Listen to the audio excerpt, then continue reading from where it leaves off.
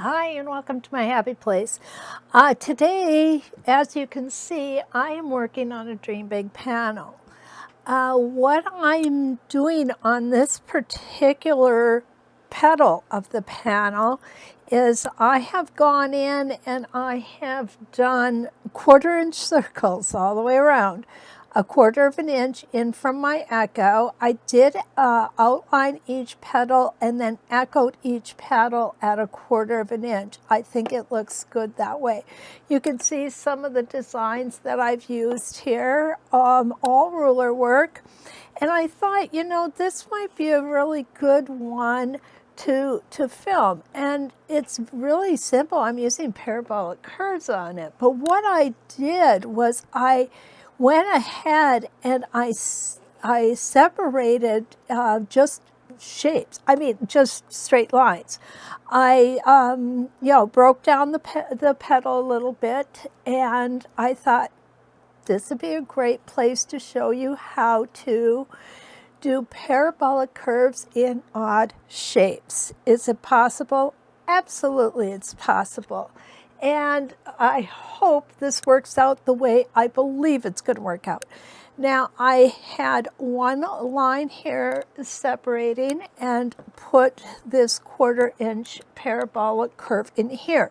What I did was I used 3 points. I used the upper left, upper right, and bottom center. It just seemed to lend itself to that shape.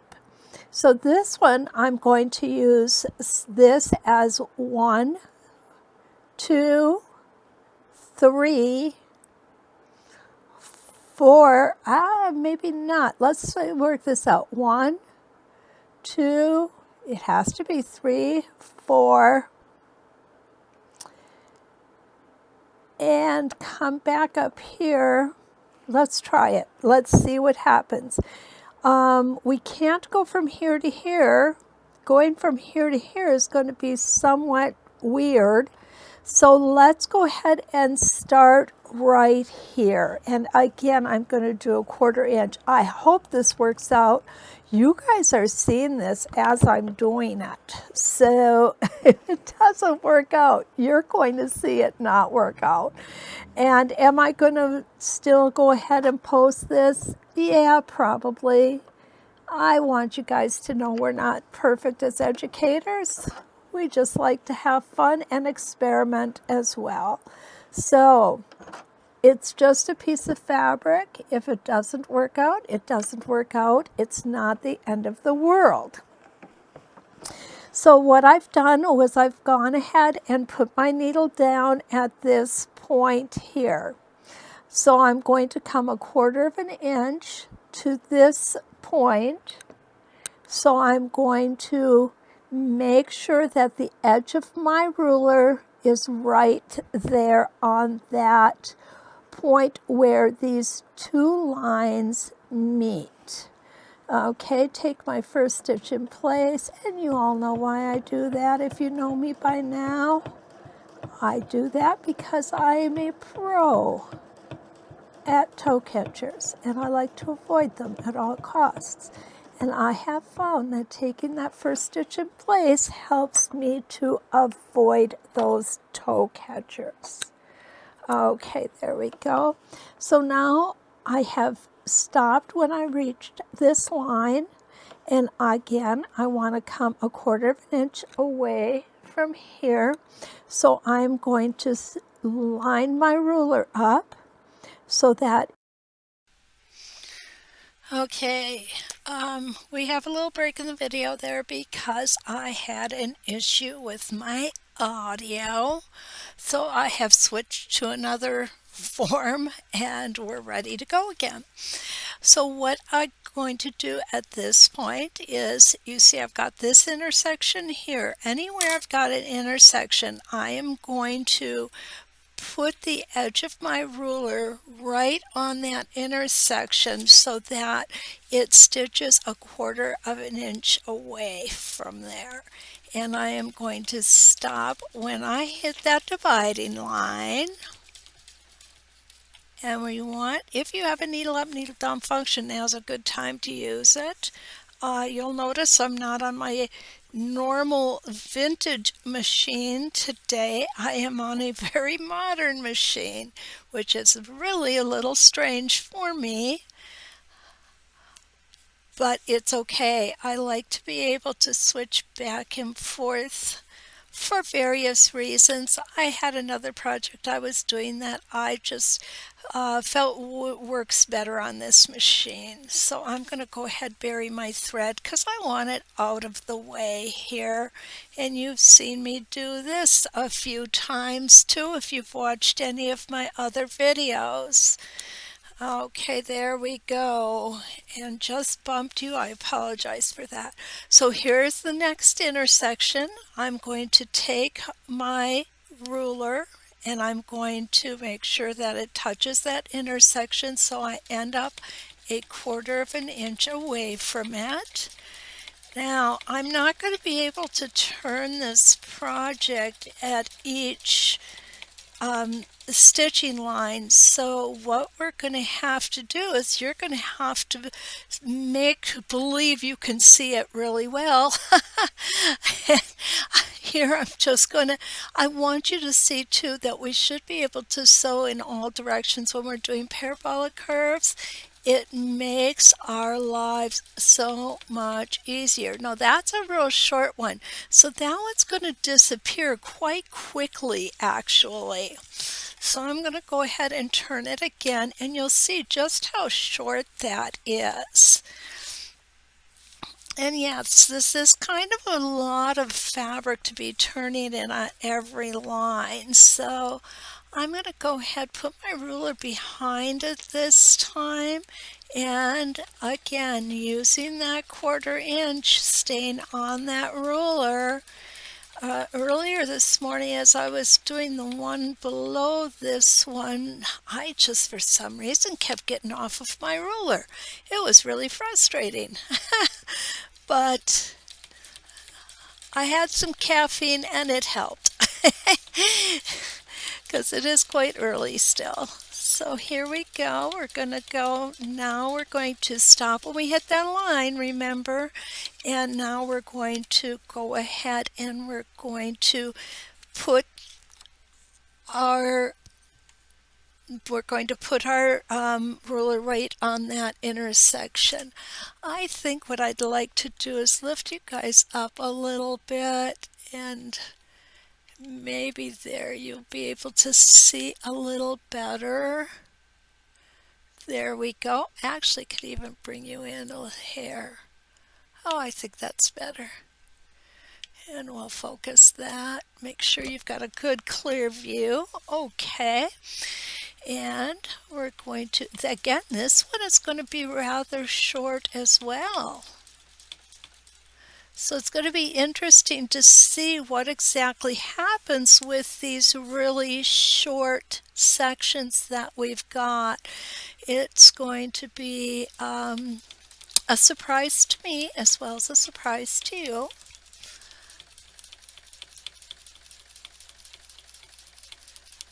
I don't know if you can hear that popping noise with my needle. It means that my needle needs to be changed. I always remind my students, needles are cheap, repairs are expensive, so go ahead and change those needles often. Okay, we're going to go ahead and go in this direction. You'll see right now what I'm doing is I'm just moving the template around. I'm not twisting my, turning my fabric each time. And I'm going to be honest with you, it's much easier this way. Okay. Because I do have a rather large piece, this dream big panel is what, 43 by 43 inches, I think, which in and of itself is not huge, but when you're twisting it on all of these short little stitching lines, it can be cumbersome. Okay, this is getting interesting now. Now, we've talked before about curves and straight lines and stitch length and things like that. What I want to remind you is that your stitch length is going to come, the consistency of your stitch length is going to come with practice. Okay? You're not gonna have a perfect stitch length right out of the chute, and that's okay. It's perfectly all right. I've been doing this for years, and sometimes my stitch length isn't exactly perfect either. Everybody looks at it and thinks it is, but it really is not. I am not perfect, okay? What I do is if I'm doing straight lines like this, I'll go ahead and let my stitch length be just a little bit longer. Whoops, there's one of those toe catchers I talked about earlier. But if I'm doing circles, I'm going to keep that stitch length as short as possible. The reason being, I mean, obviously you're going to want to move, but the reason I use the shorter stitch length when I'm doing circles is because our stitches are straight. No matter how we stitch, our stitches are always straight. Our machines literally cannot make curved stitches. Okay, so in order for that round shape or curves, it's going to look a lot smoother if you use a smaller stitch length. Obviously, when you're making straight lines like this, it doesn't matter. Could I practice my small stitch length on this, a short stitch length? Absolutely. But I see no reason to be honest with you. So I'm just going to go ahead and allow these stitches, sorry, my tongue got in the way there, to be just a little bit longer. Now this is getting really interesting. I'm liking what I'm seeing here. My goodness, I've never seen a shape like this before. Okay. Everything is coming along swimmingly. I wasn't sure about this, but so far it's doing good.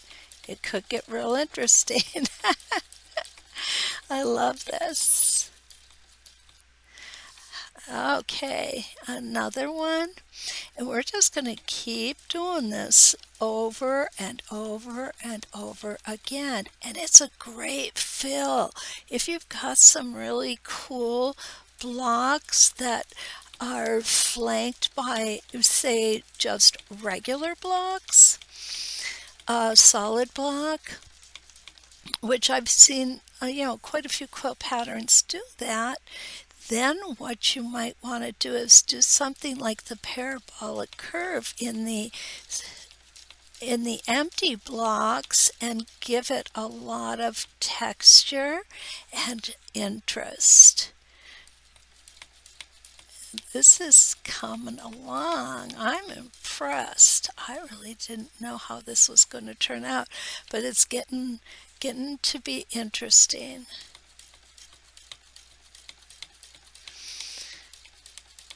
I'm not sure how many of you have tried parabolic curves. There's so much that can be done with them.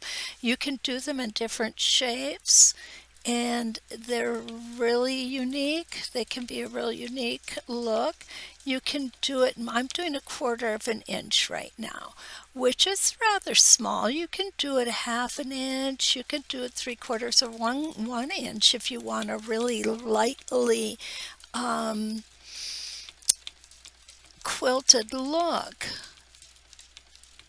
Especially if you're doing you could do a big quilt like this and just do blocks all across it in parabolic curves, and that would be actually pretty cool, especially if you did it like in 3/4 or 1 inch, so that it would be a really soft quilt. Of course, the smaller you make it, the tighter it becomes, and the stiffer your quilting is going to make the quilt. It's getting to the point where we're going to start losing one of these lines here. I just feel it. I think this one is going to be the one that's going to go first. This one right here. Okay.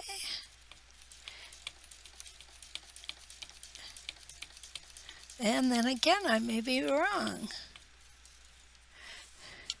You'll see how quickly this goes. Even at 1/4 of an inch, this isn't taking me very long at all. There we go.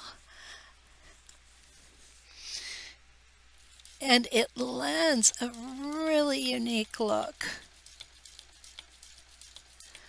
I'm liking this. Kind of glad I did this. Okay, I was wrong. I think maybe this is going to be the first one to go. We'll see. Okay, here we go. Another one. I also want you to note that I am holding on to my template in 2 places. I think it's easier to keep it stable by holding it on each end rather than just holding it in the middle like this. Okay, in the middle like this, it's too easy to wobble. So I find holding it on each end gives me more stability. And when you're doing these, you really do want to be stable because with all of these straight lines, any little wobble is going to be noticeable. Not that that's the end of the world. It isn't. Would I tear this whole thing out for one little wobble? Heavens no, I would not. I'm too lazy to do that. Okay, we're getting there. I think I was wrong about these lines disappearing. So far, we're keeping them going. Okay. This is a good place to practice speed control also. Because in the beginning, you can get your speed up really fast because you're doing such long lines. But then as you continue, you see the lines are getting shorter and shorter and shorter. And there we need to slow down because you don't want to go off of the edge. And here it is. I think this is it. Yep. We now are going to have to go to this corner. Okay, we have lost that one right here. We have lost that. And it's okay. It looks fine. It looks just fine. And I'm thinking we probably, well, no, we can do one more this way. This will likely be the last one, however. So now we're down to 4 corners instead of 5. That's what we started with. There's 1, 2, and here's 3. And this may be the last, yeah, I think it's going to be the last one on our 4th corner as well. Yeah, we could go back to 1. We're down to a triangle now. Pretty cool, huh? Yeah, this turned out okay. So if you haven't used parabolic curves, play with them a little bit. There's a whole lot that can be done with them. Just go ahead and Google parabolic curves. You'll see a whole lot out there. You can see a lot of different shapes that are used. And I'm going to have one more line, and that's going to bring us to the end of our parabolic curves. Okay, and it's going to go right here.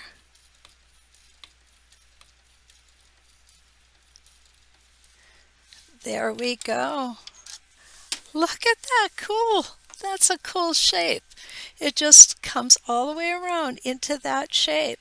And if you notice, this shape here, from here to here, is part of this parabolic curve. From here to here is this parabolic curve. So it's going to lend itself to some really awesome shapes as we go along here. Check back. I will have this posted on my page eventually when I get it done, but you'll get to see what it looks like. And until we meet again, let's quilt.